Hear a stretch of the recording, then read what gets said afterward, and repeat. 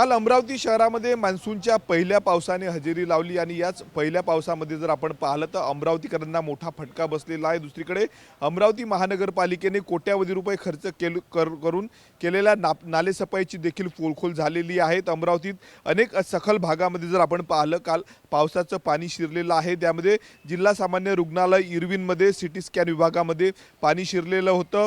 रामपुरी कॅम्पमध्ये अनेक भागामध्ये पाणी शिरलेलं आहे। बाजारपेठेतल्या अनेक दुकानामध्ये पाणी शिरल्याचं दृश्य आपल्याला पाहायला मिळत आहे। त्यामुळे मोठं नुकसान व्यावसायिकांचं झालेलं आहे। मी सध्या अमरावतीच्या जिल्हाधिकारी कार्यालय परिसरामध्ये आहे। या ठिकाणी जर आपण पाहतो एक मोठं 2 मजली जे आहे ते कॉम्प्लेक्स आहे आणि यामध्ये खालच्या ग्राउंड फ्लोअरला जे दुकान आहे त्या दुकानांमध्ये मोठ्या प्रमाणावर पाणी शिरल्याचं चित्र आपल्याला पाहायला मिळतं। जवळपास 10 दुकानं या ठिकाणी आहे, ज्यामध्ये हॉटेल्स असतील, स्टेशनरी आहेत आणि सोबतच खरेदी विक्रीचे संपूर्ण दुकानं आहेत आणि या ठिकाणी पाणी शिरल्याने मोठं व्यावसायिकांचं नुकसान झालेलं। आता अजूनही पाणी या ठिकाणचं ओसरलेलं आहे। माझ्यासोबत काही व्यावसायिक आहेत। दादा, काय नुकसान झालेलं आहे कालच्या पावसामुळे आणि काय परिस्थिती आहे?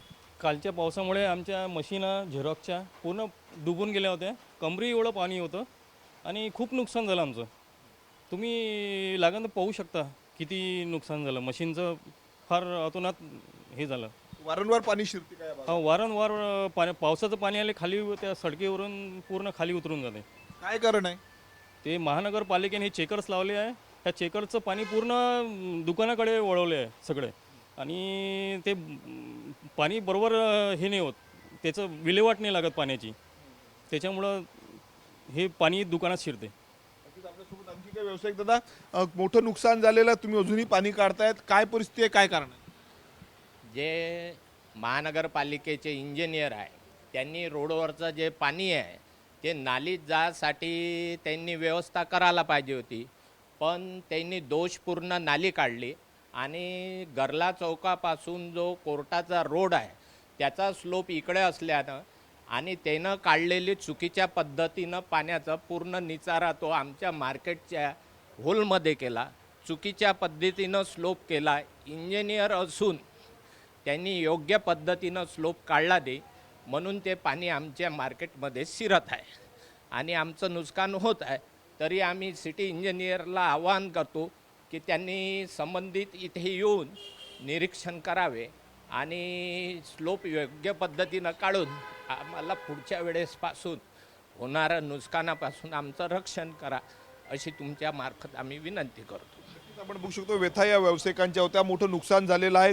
दस्तावेज आपण या ठिकाणी बघू शकतो, मशीन्स आहेत दुकानदारांच्या, टायपिंगच्या मशीन असतील, त्यानंतर झेरॉक्सच्या मशीनचं जे आहे ते नुकसान झालेलं आहे। तशा पद्धतीने आपण बघू शकतो बघा, असे आधार कार्ड जे आहे ते पावसामुळे जे आहे ते ओले असे झालेले आहेत। त्या आधार कार्ड असतील, त्यानंतर हे संपूर्ण खरेदी विक्रीचे दस्तावेज या व्यावसायिकांचे आहेत, त्याचं मोठं नुकसान झालेलं आहे।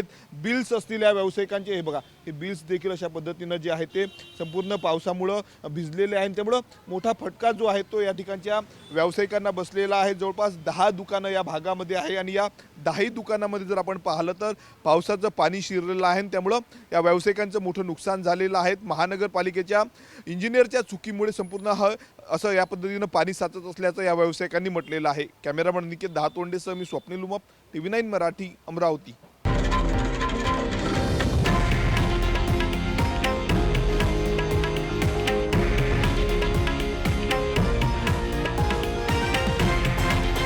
हे आहे देशातील नंबर 1 न्यूज नेटवर्क आणि आपण पाहत आहात TV9 मराठी, एकमेव।